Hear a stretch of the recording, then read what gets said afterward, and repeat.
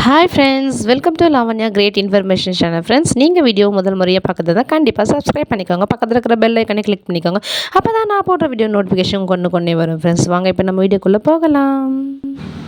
இன்றைக்கி நம்ம இந்த வீடியோவில் என்ன பார்க்க போகிறோம்னு பார்த்தீங்கன்னா, ரொம்பவே ஒரு இன்ட்ரெஸ்டான ஒரு விஷயங்க தான். அதாவது என்னென்னு பார்த்தீங்கன்னா, ரேஷன் கடையில் இப்போ வந்து பார்த்திங்கன்னா பொருட்கள் வந்து ஏழை எளிய மக்கள் வந்து அரிசி, பருப்பு, கோதுமை இந்த மாதிரி சில பொருட்களை வாங்கி வந்து பயன்படுத்திக்கிட்டு வராங்க. ஸோ அதன் மூலயமா வந்து அவங்களுடைய வாழ்வாதாரம் வந்து பார்த்திங்கன்னா ஒரு நல்ல ஒரு நிலைமைக்கு இருக்குன்னே சொல்லலாம். நல்ல நிலைமைன்னும் போது வந்து பார்த்திங்கன்னா, அதாவது இந்த பொருட்கள்லாம் கிடைச்சதுன்னா அவங்களுக்கு வாழ்க்கையில் இன்னும் கொஞ்சம் ஒரு கூடுதல் ஒரு சுமையை வந்து குறைக்கிற அளவுக்கு இருக்கும் அப்படின்ற மாதிரி நான் சொல்ல வரேன்.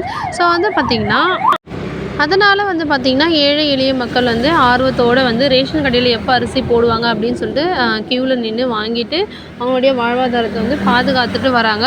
அதில் வந்து இப்போ என்ன நடந்ததுன்னா, அதுவும் குறிப்பாக வந்து பார்த்திங்கன்னா ரேஷன் கடையில் போடுற ஒரு சில நாட்களில் மட்டும்தான் வந்து அவங்களுக்கு பொருள் கிடைக்கும். ஒரு வாரம் கழித்து அவங்க போனாங்கன்னா பொருளெல்லாம் தீர்ந்து போச்சு, காலி ஆகிடுச்சின்னு சொல்லுவாங்க.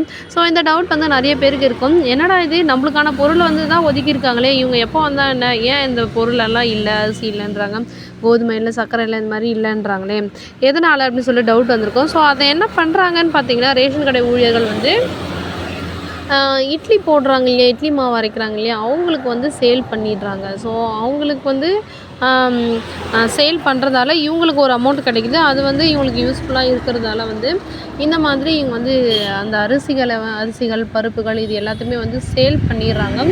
ஸோ அதனால தான் வந்து பார்த்திங்கன்னா உங்களுக்கு வந்து எந்த பொருளும் இல்லாமல் இருக்குது. ஸோ இது ஒரு பக்கம் இருந்தாலுமே வந்து பார்த்திங்கன்னா, இப்போ வந்து நீங்கள் இது வந்து கண்டுபிடிச்சிட்டிங்க அப்படின்னும் போது பொதுமக்களாகிய நம்ம வந்து என்ன பண்ணணும் அப்படின்ற ஒரு விஷயத்த நான் இப்போ வந்து சொல்கிறேன்.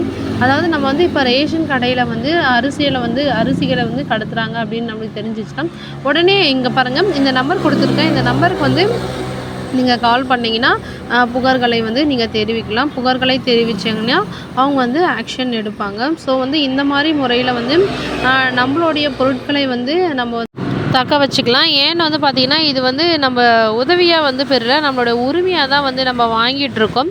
ஒரு ரேஷன் கார்டுக்கு வந்து அரிசிகள் போடுறது வந்து கவர்மெண்ட்டுக்கு வந்து ஒரு கட்டாயமான ஒரு விஷயம். அது நம்மளுக்கு கிடைக்கலன்ற பட்சத்தில் வந்து நம்ம கண்டிப்பாக நம்மளுடைய கொஷின்ஸை வந்து ரைஸ் பண்ணலாம். அதனால் எந்த ஒரு தப்பும் கிடையாது. ஸோ இந்த வீடியோ கண்டிப்பாக உங்களுக்கு பிடிச்சிருக்குன்னு நினைக்கிறேன். பிடிச்சிருந்தால் கண்டிப்பாக உங்கள் ஃப்ரெண்ட்ஸ் அண்ட் ஃபேமிலிக்கு ஷேர் பண்ணிக்கோங்க. நெக்ஸ்ட்டு பெஸ்ட்டான வீடியோவில் சந்திக்கலாம். நன்றி, வணக்கம். தேங்க்யூ.